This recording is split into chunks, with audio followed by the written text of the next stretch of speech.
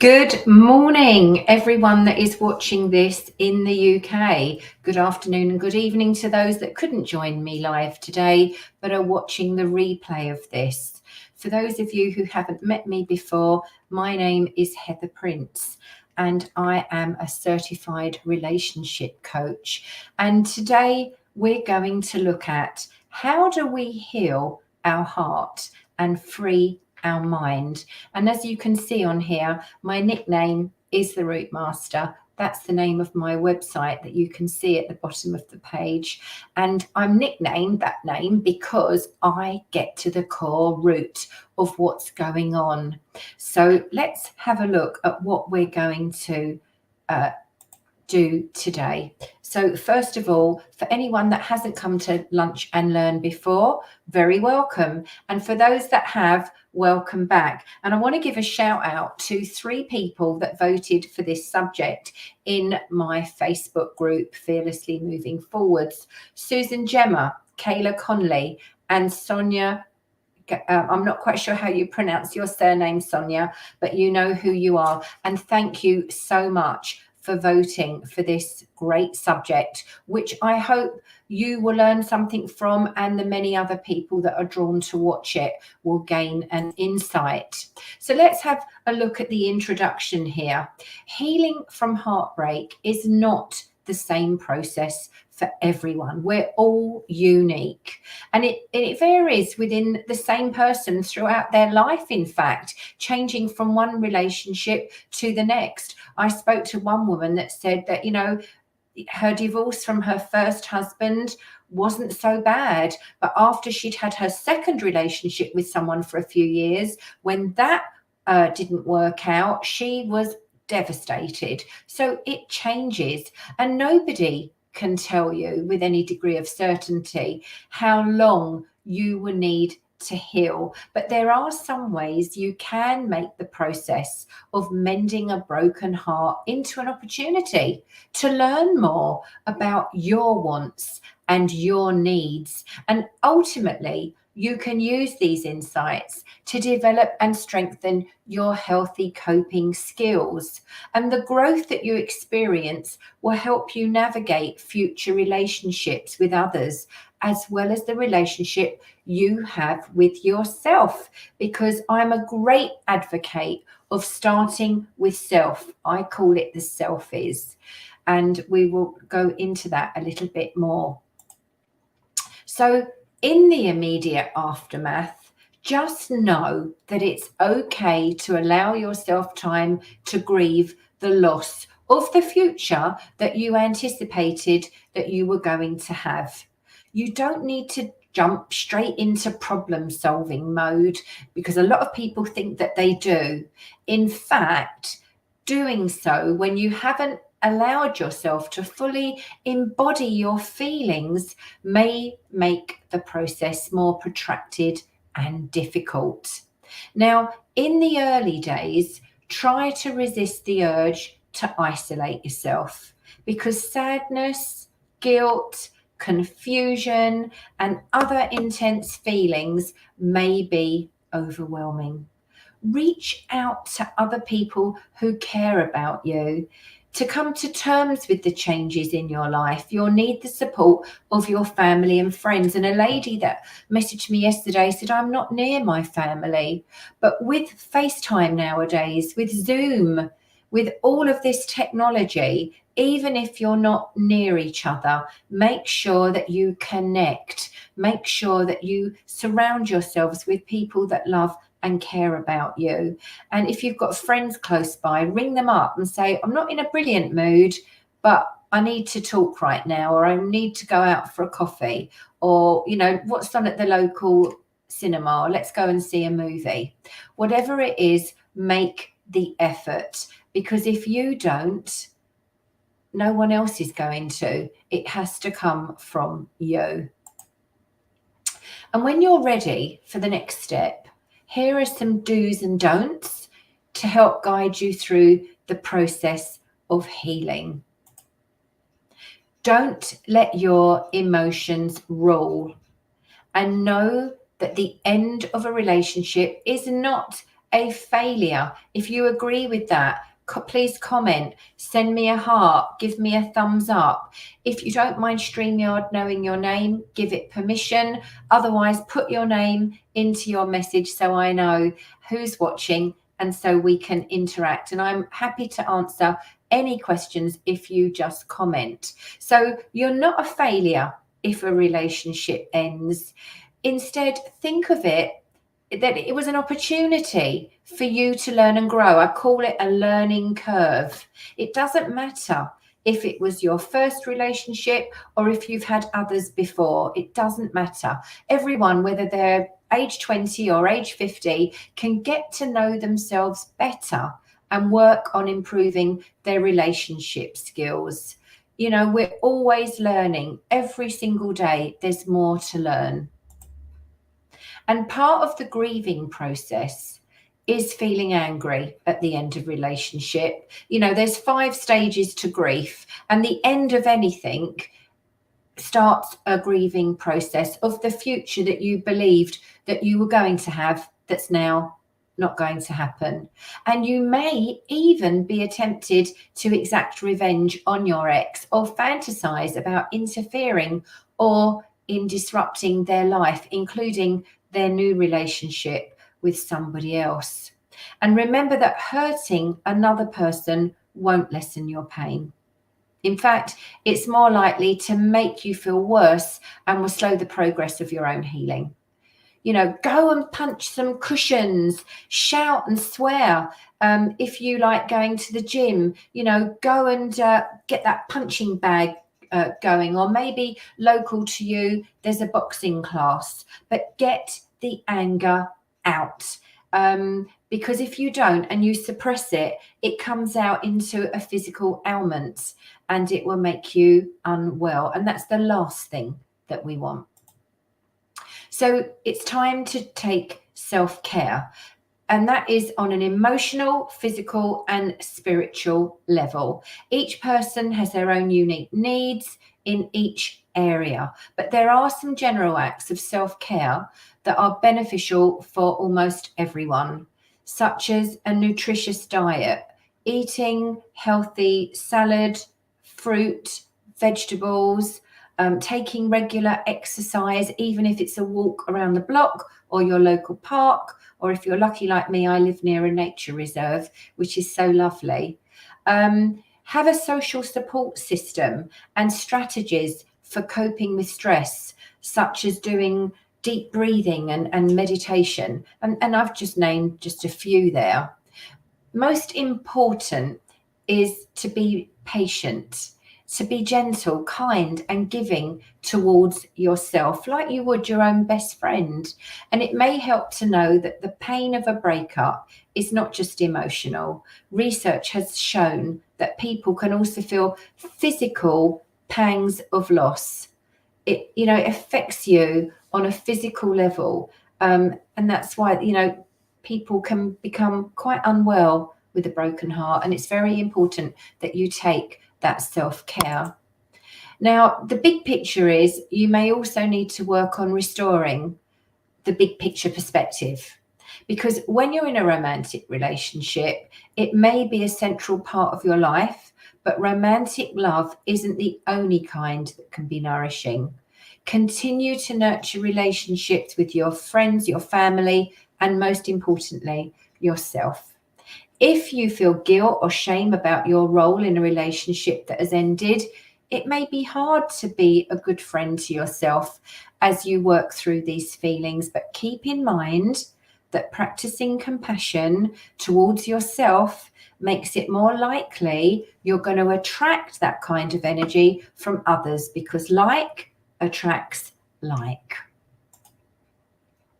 If you find you can't let go of a relationship or feel that you're unable to cope with the loss, even with support from friends and family as time goes on, you may want to seek professional support. And working with a trustworthy, knowledgeable, skilled, and compassionate therapist is good self-care during any period of major change in your life, but can be especially helpful when you're coping with loss. And don't get stuck in the past. We all have the tendency to look back on our lives or certain relationships, and we put on our rose-colored glasses.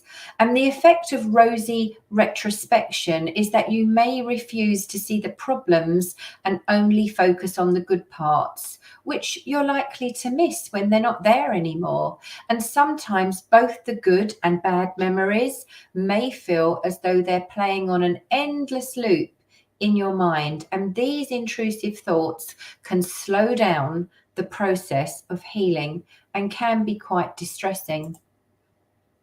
And although it may be difficult, don't lose perspective. No relationship is all bad, but none are perfect either.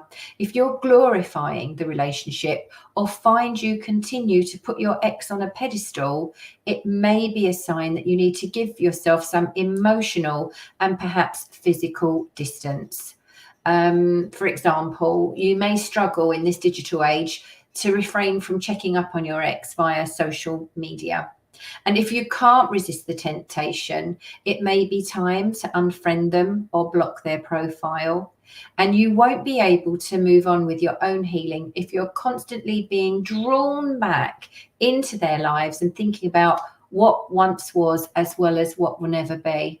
So if your ex starts a new relationship, seeing them post on social media, even if it's not always an accurate representation of their reality, it may cause those old feelings to resurface for you. It can also fuel preoccupation with any unresolved aspects of your relationship with them. It's not healthy for you. So do appreciate the good memories. Even if your relationship ended on a sour note, chances are it was not all bad. It's normal to look back at what was good about it, and you may find you miss certain things about your ex and the love you shared. And at the same time, you may feel overwhelmed by the empty space that's left when the relationship ends, or you might harbor resentment about what happened that led to its dissolution. Now, riding out these shifts in emotions is part of the healing process. So when a happy memory comes up, allow yourself to feel grateful for it. But remember, move on. And don't deny your needs. Being honest with yourself about your needs, especially those that aren't being met, can be a painful process. You may feel it would be easier and less painful to simply ignore them. And while it may feel better in the short term to numb yourself to the hurt, it will only make it harder for you to heal in the long term. And pretending you don't have needs makes it impossible for you to grow, both in your relationships with others and the one that you have with yourself. So do reevaluate your needs, because following a breakup is a good time to think about your wants and your needs in a romantic relationship. And you might find it helpful, and I really believe it is helpful, because I tell all my clients to write in a journal or make a list and ask yourself the questions. Have I been choosing partners who are not capable of a loving and mature relationship? And was I hoping this person would change, or that I would be able to change them? Because it can be painful to admit that your previous relationship wasn't able to meet your needs. Taking the time to honestly reflect can be hard work, but once you do it, you'll be able to clarify the qualities to look for in a future partner. Because the truth is, we can't change anyone. The only control we've got is to change ourselves. And please don't jump into a rebound relationship. You may feel a sense of urgency about finding a new romantic partner, but so-called rebound relationships prevent you from working through your previous one.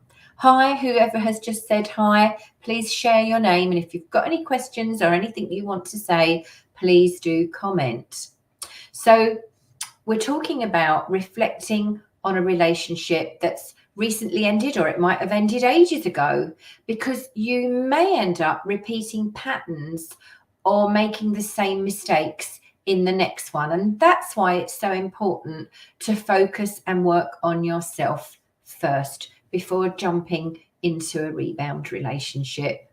It can be hard to break free from old ways of thinking and behaving, even if you know it's not helpful. But recognition is the first step to making changes, and to realize, oh, all the people that I've been in a relationship with have been a certain way, or I've jumped in to rescue them because they needed saving, or whatever it is. You will notice a pattern, or somebody that you've always been with has been an addict, whether they've been betting on the horses or they've been a heavy drinker.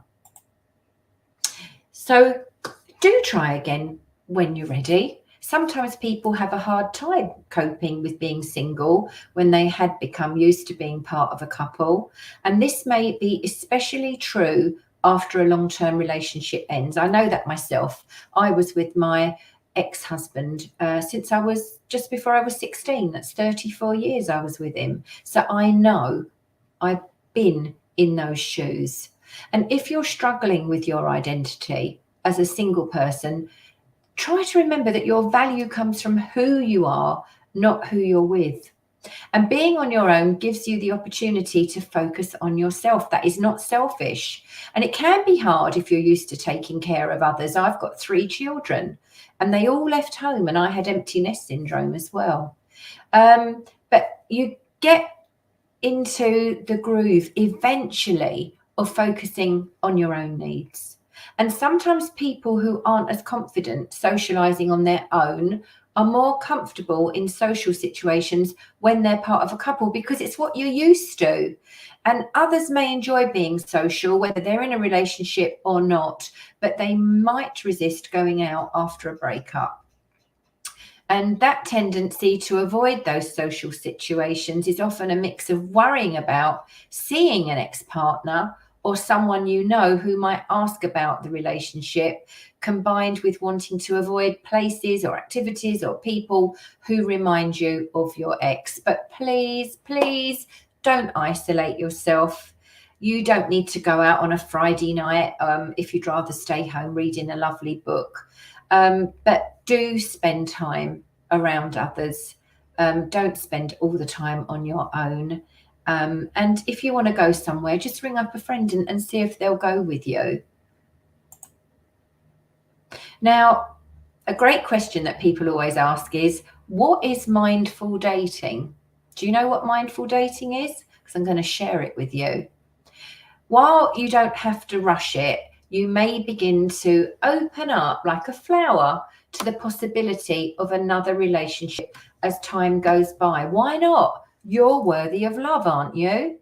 I know that I was worthy of love, and I started to go out 11 years ago when my marriage broke up. And I won't pretend it was easy, but it's like a muscle. The more you work on that muscle, the stronger that muscle becomes.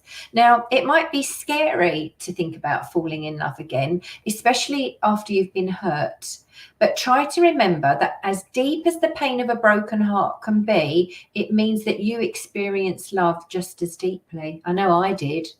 And you may not even be looking for a relationship when love finds you, as it can show up in unexpected places. And if you're looking more intentionally, be open to meeting others when you go out and choose the places and activities you enjoy. But remember, like attracts like.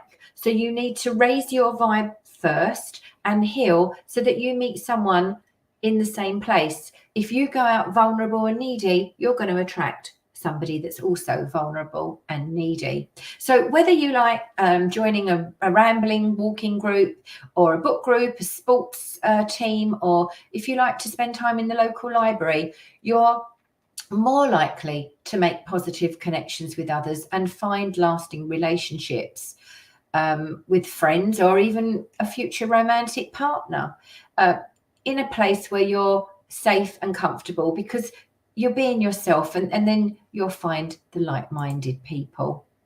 So you might ask the question, which we started with today, how do we heal our heart and free our mind? So do forgive to free the mind. Forgiving your ex may take time and may not come easily, especially if you were hurt or betrayed or abandoned, it's important to note that forgiving someone does not mean that you condone their hurtful behavior and actions. In fact, sometimes the act of forgiveness is not so much about the other person.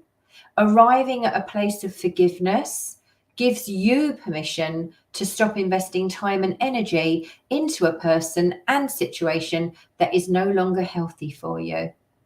So to mend a broken heart and move on, there's someone else you need to be ready to forgive: yourself.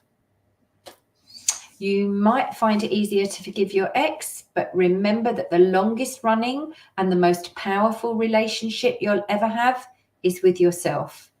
You can't change the past, but you can learn from it. Whether you're single or you're in a relationship, you can always change behaviors or shift your paradigm to prevent repeating mistakes. Allow yourself to grow and continue to develop self-love. Now, you can opt into my freebies if you haven't already. There's a meditation audio, Forgiving Your Ex. You can listen to it as many times as you feel that you need to. There's a workbook if you're feeling lonely, that's very helpful. And an affirmation audio of I am enough, because so many people that I've worked with said, oh, I'm not young enough, I'm not slim enough, I'm not tall enough, I'm not clever enough. Let me tell you right now, you're enough, but you have to feel it. So working on the affirmation of I am enough will certainly help you if you repeat it, repeat it, repeat it. We need to change the answer machine on your old phone message. There you'll see my email if you'd like to email me, heather@heatherprince.co.uk. And there is the website again, www.therootmaster.com. So I hope that you have found this of benefit today on how do we heal our heart and free our mind. If you feel that you would like a no cost, no obligation clarity call with me, don't hesitate to reach out. So thankful that you joined me today for this Lunch and Learn, and I look forward to receiving your comments. And if you know anyone that would gain something from what I've shared today, please do share. Sending lots of love. Take care, everyone.